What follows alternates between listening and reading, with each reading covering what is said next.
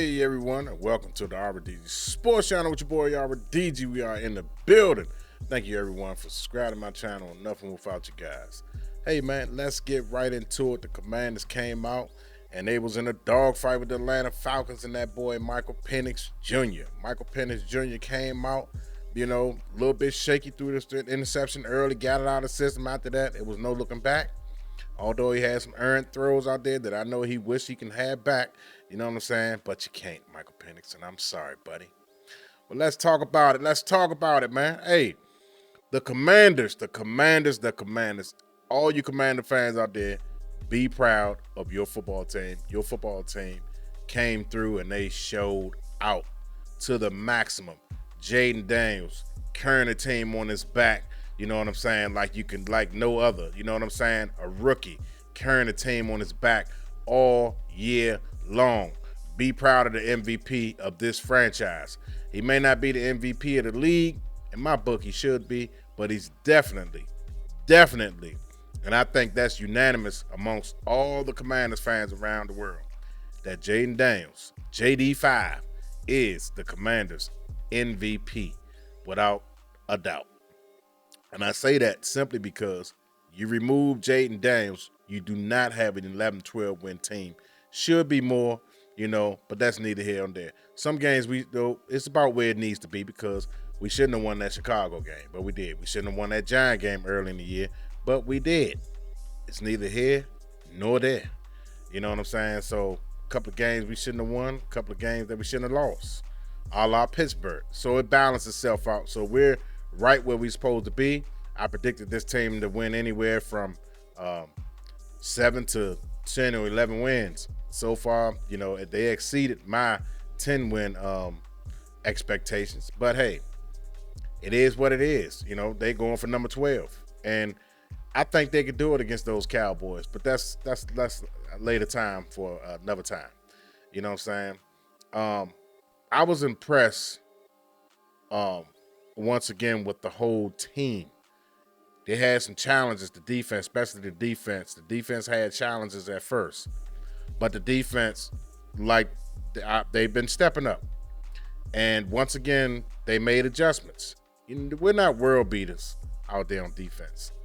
And I want a lot of fans to understand that. We're steadily improving, or we're going to improve next year and the year after next. It's not a finished product. But with what we have, a lot of people don't like Joe Witt. Joe Witt is calling a good defense. Sometimes I like his adjustments. I like Joe Witt adjustments. I think he makes some well-timed adjustments when needed. You know what I'm saying? It's just the personnel that he has out there. People got to understand, he's calling the right defense. Those guys are just the other player that they're facing up against, those wide receivers. They're just better than our cornerbacks a lot of times, especially those high-octane wide receivers that we face. They just better than our cornerbacks. It's just that simple. You got a guy like Marshawn Lattimore who's dealing with a hamstring. He came back and he was getting, he was a little bit handsy. Both guys were handsy, A.J. Brown and Marshawn Lattimore. But, that guy was rusty. But I think if we were to meet Philadelphia again in the playoffs or whatever the case may be, I think, and if Marshawn Lattimore plays that game, I think it'll be a different outing this time against those two. I don't think A.J. Brown would get the best of him like he did. A.J. Brown he's going to get his touches because he's a big guy. People probably say, well, why can't Terry McLaurin do that? Well, Terry McLaurin is not a big guy like A.J. Brown, big, strong, physical wide receiver who has a little bit of burst to him. This guy's going to manhandle people. Terry McLaurin is not a manhandler. He's a guy that's going to, win off the line of scrimmage, and he's going to beat you with supreme route running and speed. Once you got a guy that can match his speed, and play off of him a little bit, you know what I'm saying? And they put the coverage towards Terry McLaurin, that kind of takes him out a little bit. Although he had a couple of chances of making a couple of catches, but Jaden Daniels led him too far, and he had to extend it, too much. But overall, you know what I'm saying? I like our defense. They're pretty solid. Like I said, they make opportunistic plays at times, when needed. They may not be consistent the whole game. They're very inconsistent. They struggle on the back end, especially against top-notch wide receivers. You know what I'm saying? Now they go back and look at the tape and they see a guy like Drake London, talking about Mikey Sanders still, see how he hit him with that move, and just work on his technique a little bit more. That's all Sanders still really got to work on, his technique. Michael Davis is trash, man. He's trash. I mean, despicable, man. That guy was getting beat like a drum out there, man. And he's a veteran and was getting and falling for the okie doke. I'm like, take him out, Quinn, take him out. But we must be extremely short-handed because they did not take this guy out. And I don't know if St. Juice even was playing out there because he's garbage too. He probably had a penalty thrown on him. At least I can say Michael Davis, I think he did get a penalty thrown on him. I'm about to say him and St. Juice are terrible. So we know exactly how we need to upgrade next year. Coming out the draft, we need to draft some young boys in the draft or sign another veteran cornerback and move Sanders Steele into the slot. You know what I'm saying? Other than that, Jonathan Allen, he played for the first time spot duty, but he really ain't making a significant impact out there. I know he's rusty, but before he got hurt, he still wasn't making a significant impact.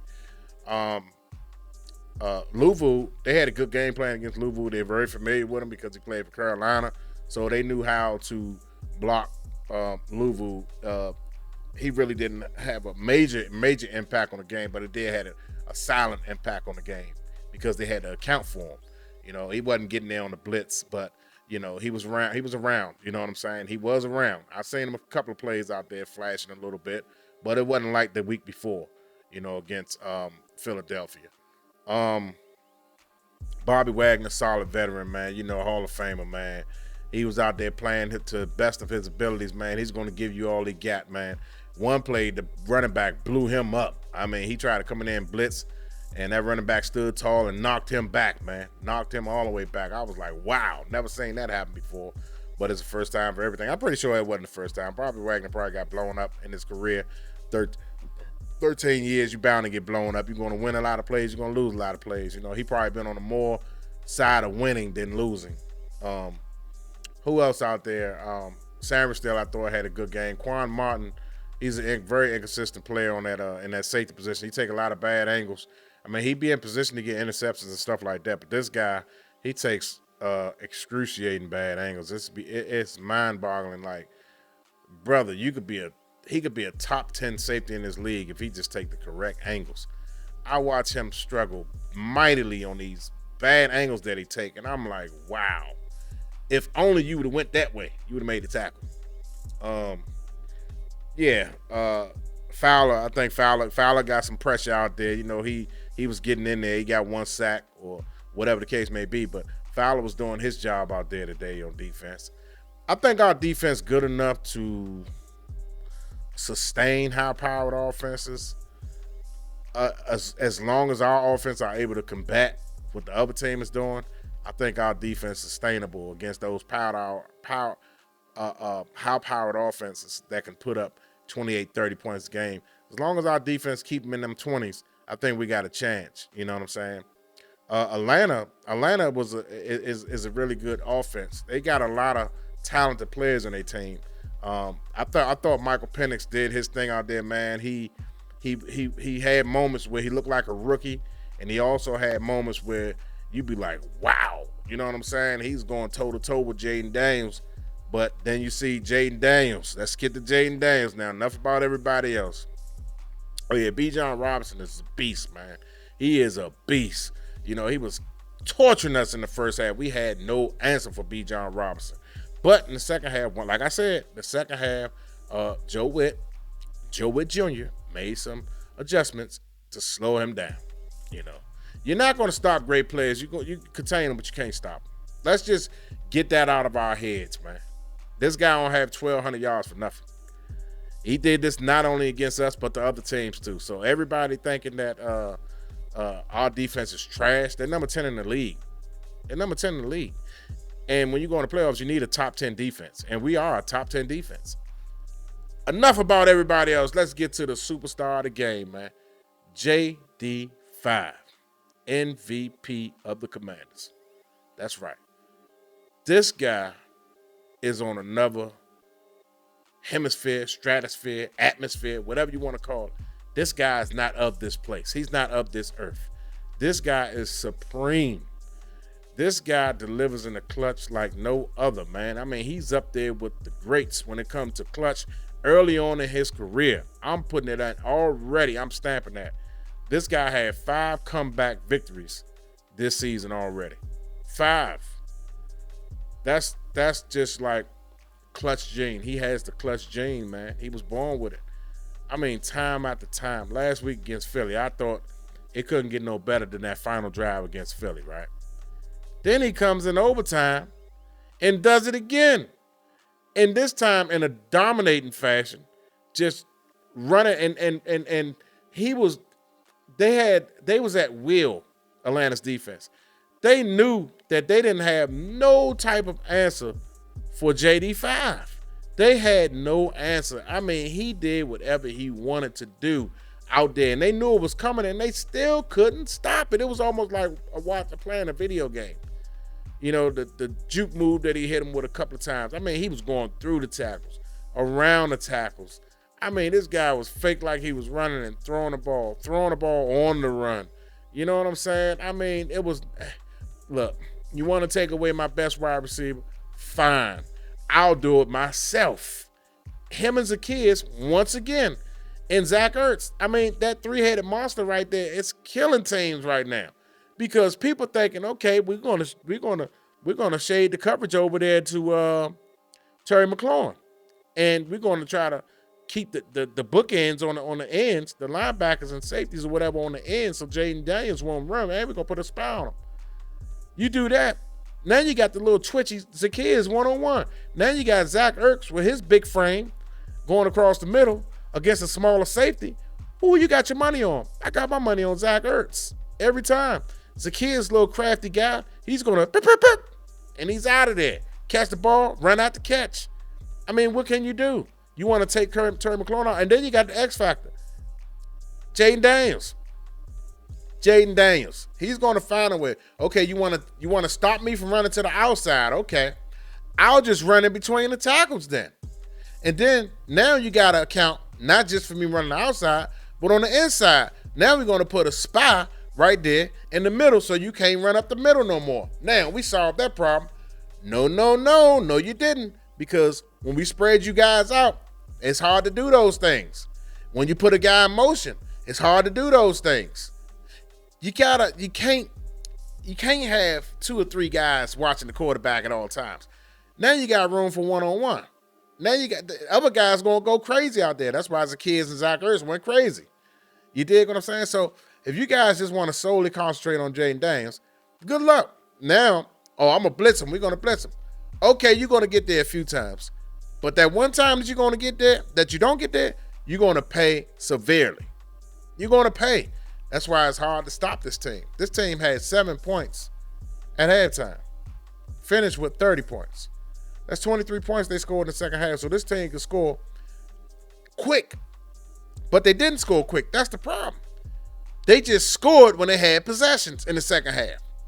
It was long drives, but they scored on long possessions, which puts a hell of a lot of stress on the offense and the defense. And it gives our defense a chance to rest. But it definitely put stress on Atlanta's defense when they convert in 4th downs. That's insane at an insane clip how they convert 4th downs. And we're not doing no push-tush. We're like 4th and 4, 4th and 11, and converting them.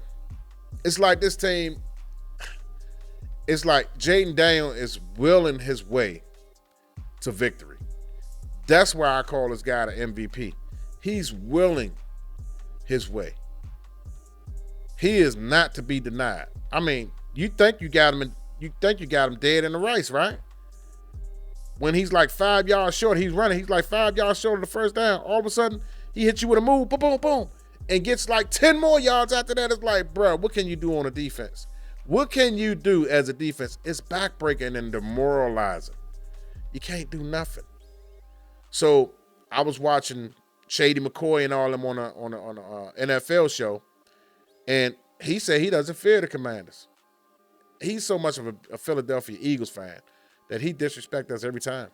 You know, right? Why should I fear the Commanders? You know, so he was just talking a lot of junk. But I guarantee you, um, come playoff time, and if that team ain't ready, that's why they always call it any given Sunday. If that team is not ready and prepared, properly prepared to face a Jaden Daniels type of quarterback, they're gonna lose. I'm not gonna say we're gonna blow somebody out. No, I'm not saying that. But if the game is close and we got the ball last, I like my chances with JD5. That's all I'm saying, Shady McCoy. That's all I'm saying. I like my chances, brother. If we got the ball, we kept that game close enough. If it's like 24-27 or 28-24, and we got the ball last with like a minute and 50 left, I like my chances with JD5 all day long to get us the game-winning touchdown against a team that's supposed to be superior to us. That's all you need is a chance. That's how Tom Brady won a lot of games, a lot of Super Bowls. Sure, those teams was better than the New England Patriots, but Tom Brady knew how to take control of the game when need to. And that's why he was able to win a lot of games, because he won a lot of games in the fourth quarter. They talking about the Kansas City Chiefs winning a lot of close games. I wonder why they winning a lot of close games. Guess who's the quarterback? Guess who takes them down for the game-winning drives? Oh, okay. Yeah, I thought so. So when you're saying a team, and there's a lot of teams that's on paper better than the Kansas City Chiefs on paper, but guess what? They can't beat them. They can't beat them because of the quarterback. When you able to score on every possession, that put a lot of stress on the team. That put a lot of pressure on the team. When they know the other team is scoring their defense on opposing team defense at will, that puts a lot of pressure on the opposing offenses. Man, we gotta score. Now you're pressing because you know you have to score to keep up with this team. And if you know in the back of your head, if we don't convert this 3rd and 8, they get the ball back, they're gonna score again. So it puts pressure. It just put pressure. So that's why I say playoffs different juggernaut, man.